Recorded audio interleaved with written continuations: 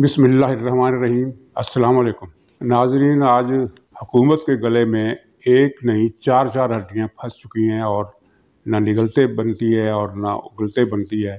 और इस एक हड्डी में तो एक नया दिलचस्प ट्विस्ट भी आ गया है। लेकिन इससे पहले दो सतरें मैं ये कहना चाहता हूँ कोरोना के बारे में। फ़ौज तो बुला ली हुकूमत ने, लेकिन ये जो इक़दामात कर रही है हुकूमत, उससे कोरोना कंट्रोल नहीं होगा बल्कि कोरोना बढ़ेगा। यानी सख्त इक़दामात के तहत ये फैसला किया गया है कि मार्केटें जल्दी बंद कर दी जाएंगी और उनके टाइमिंग महदूद कर दिए जाएंगे।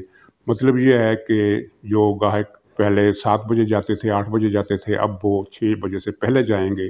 यानी एक दुकान में अगर 5 आदमी खड़े होते थे पहले, तो अब वहाँ 10 का रश होगा। यानी दुगना तिगना हजूम हो जाएगा और इससे कोरोना जो है वो भी मल्टीपल रफ्तार से जोर पकड़ेगा। तो समझ में नहीं आ रही कि ये हुकूमत कुछ पागल हो गई है या इसको कुछ समझ में नहीं आ रहा या ये जानबूझकर हालात को बिगाड़ रही है।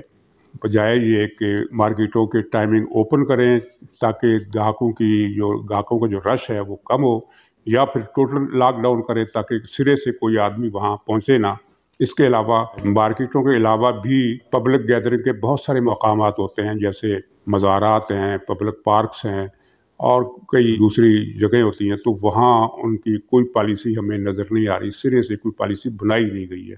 साथ ही इन्होंने पूरा ये 2.5-2 साल का अरसा, जब से ये कोरोना शुरू हुआ 1.5 साल से, इन्होंने ना तो कोई मेडिकल फैसिलिटी में इजाफा किया है, ना अस्पतालों में कोई बंदोबस्त किया है, ना ऑक्सीजन मंगाई है, और वैक्सीनेशन का जो हाल इन्होंने किया है वो आपके सामने है।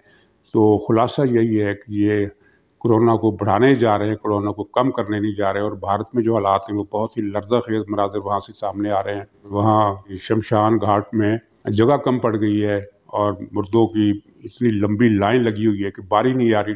लाशों के मैयतों के ढेर लगे हुए हैं कि अपनी बारी आए तो उनको नज़र आतिश किया जा सके। तो ये शायद पाकिस्तान का भी वही हाल करना चाहते हैं, क्योंकि अब तक जो इक़दामात हैं वो 2 तरह के। एक तो ये है कि जो ज़रूरी काम थे सेहत के, उन्होंने सिरे से नहीं किए, कोई दिलचस्पी नहीं ली। उसके बजाय लंगर खाने बनाते रहे या नवाज शरीफ की जायदादें ज़ब्त करते रहे या इस तरह के दूसरे काम करते रहे। लेकिन कोरोना के बारे में इन्होंने कोई पॉजिटिव काम नहीं किया और अब ये नेगेटिव काम कर रहे हैं। एक तो पहले इन्होंने लॉकडाउन नहीं किया, उसका खमियाजा हमें भुगतना पड़ा कि कोरोना की रफ्तार बहुत बढ़ गई। और अब जो कुछ कर रहे हैं ये तो ज़्यादा तबाही लाने वाले इक़दामात हैं। तो फ़ौज इस सूरत हाल को कैसे देखती है हमें नहीं पता। बहरहाल ये है, इतना छन छन कर ख़बरें आ रही हैं कि फ़ौज में ख़ासी तशवीश और परेशानी और इसराब है, और मुलाकातें भी हो रही हैं मीडिया वालों से, और अगरचे ऑफ द रिकॉर्ड बातें हो रही हैं, लेकिन ज़ाहिर है कि कुछ ऐसी बातें हुई हैं जो प्रेस में नहीं आनी चाहिए, और वो आप अंदाज़ा लगा सकते हैं कि क्या बातें हो सकती हैं। तशवीश का एक इजहार है। बहरहाल दूसरी तरफ हम आते हैं, ये जो 4 हड्डियाँ फंसी हुई हैं हुकूमत के गले में।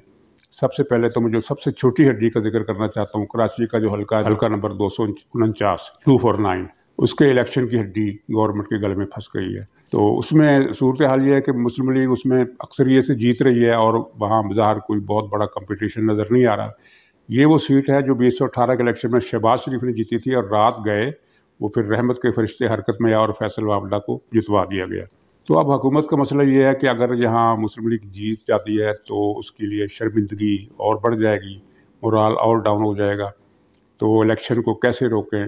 सुना ये है, उड़ती उड़ती सी खबर है कि कोरोना की आड़ में जो लॉकडाउन होने जा रहे हैं उनके तहत शायद इस इलेक्शन को वो मुलतवी करने का सोच रहे हैं। अगर मुलतवी करते हैं तब भी उनके लिए बदनामी का बास होगा, क्योंकि 3 दिन रह गए हैं इलेक्शन में और 3 दिन पहले इनको कोरोना का ख्याल आया। तो ये दुनिया तो इस बात को हज़म नहीं करेगी। बहरहाल इसी इलेक्शन से जुड़ी हुई एक और बात यह है कि मरीम नवाज़ का जो दौरा था, जो बहुत अहमियत का अमल था, और उससे कराची में मुस्लिम लीग की नशो इशात के लिए एक बड़ा मददगार हो सकता था, उसको मरीम नवाज़ ने मुलतवी कर दिया है। इतलात ये हैं कि इस इल्तवा का ताल्लुक़, अगरचे उन्होंने कोरोना बताया है, लेकिन इस इल्तवा का ताल्लुक़ उस मुफाहमती साइकिल से है जो चल रहा है और जिसके तहत शहबाज शरीफ को रिहा किया गया है। इमरान खान ने शहबाज शरीफ की रिहाई के प्रोसेस पर जो पाँव रखा था वो झटक कर उनको रिहा करवाया गया है, और उसी मुफाहमत के अमल की ये एक ऑफशूट है जिसकी तफसीलात का भी पता नहीं चल रहा। लेकिन हर तरफ से यही खबरें आ रही है कि कोई किसी न किसी मंसूबे का डोल डाला जा रहा है, और मरीम नवाज़ से कहा गया है, उन्हें अंदेशा है कि अगर मरीम नवाज की कराची में पब्लिक गैदरिंग एक बहुत बड़ी तादाद जमा हो जाती है, रैली निकलती है, तो वो उसमें बेकाबू होकर या जज्बात में आकर, जोश में आकर कोई ऐसी बात कर सकती हैं जिससे इस चक्कर को नुकसान पहुँचे। तो मरीम, अगर ये खबर सही है तो उसका मतलब ये है कि मुस्लिम लीग नून भी मुफाहमत के घेरे में आ चुकी है। बहरहाल ये तो छोटी हड्डी थी। बड़ी हड्डी जिसमें ट्विस्ट आया है वो जहांगीर तरीन का मसला है कि हुकूमती पार्टी में तरीन की मुखालिफ लॉबी तो एक मौजूद है और उसमें कई तगड़े वज़ीर भी हैं और दूसरे MNAs भी हैं। उन्होंने ना सिर्फ ये कि इमरान खान से कहा है कि इसको जहांगीर तरीन को मुलाकात का मौका ना दिया जाए, बल्कि इशारों किनारों में ये धमकी भी लगाई है कि अगर जहांगीर तरीन से सुलह की गई तो फिर हम बागी हो जाएंगे। और यहाँ ये बात काबिल ज़िक्र है कि इसमें ज़्यादातर तादाद पख्तूनख्वा सूबे के लोगों की है और वहाँ पहले जो बगावत चल रही थी जिसमें 23 अरकान शामिल हैं बागियों में 23, ये जो धमकी देने वाले हैं जहांगीर तरीन के मसले पर, ये उनसे अलग है और इनमें ज़ाहिर है बड़े जो गादरी किस्म के वो लोग हैं जो इमरान खान के बहुत करीब हैं। और एक जिस वज़ीर का सबसे ज़्यादा आ रहा है वो है अली अमीन गंडापुर, वही वो जो ब्लैक लेबल वाली बोतल में शहद पीते हैं, उनकी बात कर रहा हूँ। तो वो और कुछ दूसरे अरकान जो हैं वो रुकावट बन गए हैं। अब इमरान खान के लिए क्या कहते हैं वो मुहावरा जो है, न जाए मानदर न पाए रफ्तन वाली सूरत हाल हो गई है। और वैसे भी अगर वो जहांगीर तरीन को मिलकर उनके सामने क्या ऑप्शन हो सकती हैं, क्लीन चिट देने से तो वो रहे, क्योंकि बात इतनी आगे बढ़ चुकी है कि अगर क्लीन चिट देते हैं तो PTI की जो सियासत बिल्कुल धड़ाम से नीचे आ गिरेगी। और ख़ुद PTI के वज़ीर कहते हैं कि अगर तरीन से सुलह की गई तो करप्शन के ख़िलाफ़ हमारे बयानिया को नुकसान पहुँचेगा। अगरचे मुझे इससे इत्तेफाक नहीं है क्योंकि करप्शन का बयानिया तो पहले ही अपनी मौत आप मर चुका है। बहरहाल एक असूल पसंदी का जो ढोंग किसी न किसी तरीके से आप ज़हरदारी के तौर पर चलाए हुए हैं वो भी ख़त्म हो जाएगा। और नाज़रीन, इमरान खान की मजबूरी है कि असूल तो उनके नज़दीक कोई अहमियत नहीं रखते, असूलों के लिए वो यू टर्न लेते हैं और उन्होंने अपने हर असूल पर यू टर्न लिया है। कोई ऐसा असूल बाकी नहीं बचा है जिस पर उन्होंने यू टर्न ना लिया हो। लेकिन जहाँ मसला आ गया है कुर्सी से यू टर्न लेने का, कुर्सी से यू टर्न लेने का एक ही मतलब है और इमरान खान के लिए वो डरावना ख्वाब है कि क्या ऐसा दिन भी आ सकता है कि जब मैं कुर्सी पर नहीं होगा, तो इसके लिए कुछ भी कर सकते हैं। लेकिन बात यह है कि वो जिस तरफ भी रुख करते हैं वहाँ रुकावटें खड़ी हुई मिलती हैं। तो ये जहांगीर तरीन की मुलाकात जो है बज़ाहिर खटाई में पड़ गई है और अगर ये हो भी जाती है तो वो बात नहीं बनेगी जो इमरान खान चाहते हैं और जहांगीर तरीन उसके बाद आज़ाद होंगे। वो क्या फ़ैसला करते हैं वो भी उसके इशारे भी आ चुके हैं कि वो या तो बजट इजलास का बाइकआउट करेंगे या इस्तीफ़े दे देंगे। और उनके हामी अरकान असम्बली की तादाद इस वक्त जो तस्दीक शुदा ज़राए हैं वो बता रहे हैं कि 50 से भी ऊपर चली गई है, 50 हो गई है। नाज़रीन, दूसरी हड्डी जो है लब्बैक वाली है, तकरीबन हफ्ता होने वाला है तहरीक लब्बैक पर पाबंदी का ऐलान हुए, लेकिन अभी तक वो सुप्रीम कोर्ट में रेफरेंस पेश नहीं किया गया। और पार्टी में रोज़ाना, गवर्नमेंट में रोज़ाना ये बहस होती है कि पाबंदी उठाई जाए या ना उठाई जाए। पाबंदी उठाई जाती है तो बहुत जूते पड़ते हैं और अगर पाबंदी नहीं उठाते तो तब भी बहुत जूते पड़ते हैं। दोनों तरफ जूतों का हार है और एक मुश्किल है, इसमें अगर निकलते हैं तो तब भी फंसते हैं और अगर नहीं निकलते तो फंसे हुए हैं। और जिस तरह कौमी असम्बली से ये हुकूमत भागी है और अब इनको कुछ समझ में नहीं आ रही कि लब्बैक के मसले पर क्या किया जाए। फ्रांस को क्या मुंह दिखाएंगे, यूरोपीय यूनियन को क्या मुंह दिखाएंगे, लब्बैक वालों को क्या मुंह दिखाएंगे। किसी तरफ से मुंह दिखाई का कोई मौका बाकी नहीं रहा। ये शामत अमाल है या जिसको आप कह सकते हैं कि मुकाफात अमल है कि वो अपने ही लगाई गई गिरोह में इस तरह फंस गए हैं कि अब कोई गिरा खुलने का नाम नहीं ले रही। नाज़रीन, वो तरीन के सिलसिले में मैं एक बात कहना भूल गया, वो बीच में काट कर उसकी बात करता हूँ कि तरीन साहब अकेले नहीं है। अकेले से मेरा मुराद ये नहीं है उनके साथ अरकान असम्बली नहीं है, वो तो हैं 50+ हैं। लेकिन अकेले से मुराद ये है कि पाकिस्तानी सियासत में अकेला होने का जो तस्वर है वो आप समझते हैं। कहने की बात यह है कि तरीन साहब के सर पर साइयों का हाथ है, साइयों की छाँव है और वो इसी छाँव में चल छैयाँ कर रहे हैं। और यही बात इमरान खान की घबराहट के लिए बहुत ज़्यादा काफ़ी है कि जहांगीर तरीन के पीछे वो ताकत है कि उसके ख़िलाफ़ रियासती हुकूमती इक़दामात के ज़रिए कार्रवाई मुमकिन नहीं है। उनको जहांगीर तरीन को कुचलना, समझाना, डराना, धमकाना कोई रास्ता उनके सामने ऑप्शन इसलिए नहीं खुली हुई کہ ان کے سر پر انہی کا ہاتھ ہے جن کا ہاتھ کچھ عرصہ پہلے تک عمران خان کے سر پر تھا۔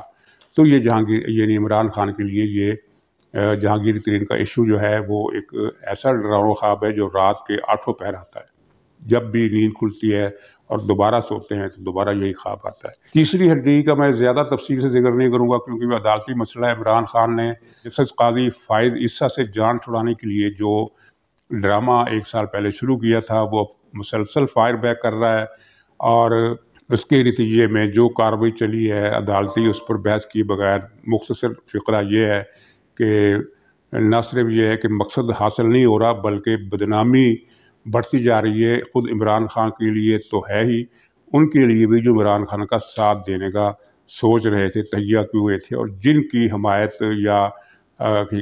کی یقین دہانی کی بنیاد پر انہوں نے یہ اتنا بڑا کھیل ڈالا تھا۔ اب عمران خان کو سمجھ میں نہیں آ رہی کہ فائز عیسیٰ سے کیسے جان چھڑائی جائے۔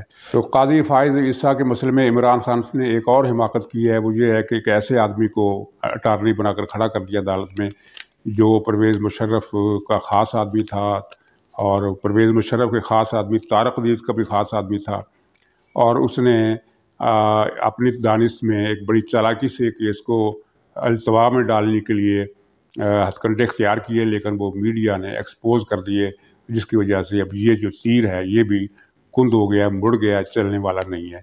تو ناظرین یہ 3-4 ہڈیاں ہیں جو عمران خان کے گلے میں اٹکی ہوئی ہیں، اور یہ کوئی خوشی کی بات نہیں ہے کیونکہ اس کی وجہ سے عمران خان تو ذلیل ہو رہا ہے، لیکن اس کی وجہ سے ملک بھی سفر کر رہا ہے، ملک بھی متاثر ہو رہا ہے، اور ملک کی تباہی کا جو عمل 2.5 سال پہلے شروع ہوا تھا وہ اس سے ان ہڈیوں کی وجہ سے زیادہ تیز ہو گیا ہے۔ ستم ظریفی کی بات یہ ہے کہ وہ طاقتور ہاتھ جو پہلے بحران پیدا کرتے تھے یا بحران سے نکال بھی لیتے تھے، وہ ان کو خود سمجھ میں نہیں آ رہی کہ اب کیا کیا جائے، کیونکہ بحران کا ایک حل جس کی طرف کئی پروگراموں میں بات ہو چکی ہے وہ یہ ہے کہ اس کا بوریا بستر لپیٹ دیا جائے، جس کے لیے نواز شریف تیار نہیں ہو رہے، اور ابھی تک کی اطلاعات یہ ہیں کہ وہ نواز شریف اس مسئلے پر انہوں نے چپ کی مہر لگا لی ہے کہ میں نہ کچھ کروں گا نہ کچھ کہوں گا، اور آپ نے خود جو کرنا ہے کریں۔